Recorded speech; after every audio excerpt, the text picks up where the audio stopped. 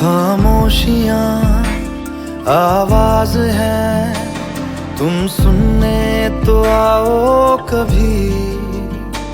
छू कर तुम्हें खिल जाएंगी, घर इनको बुलाओ कभी। बेकरार है बात करने को, कहने दो इनको जरा। खामोशियाँ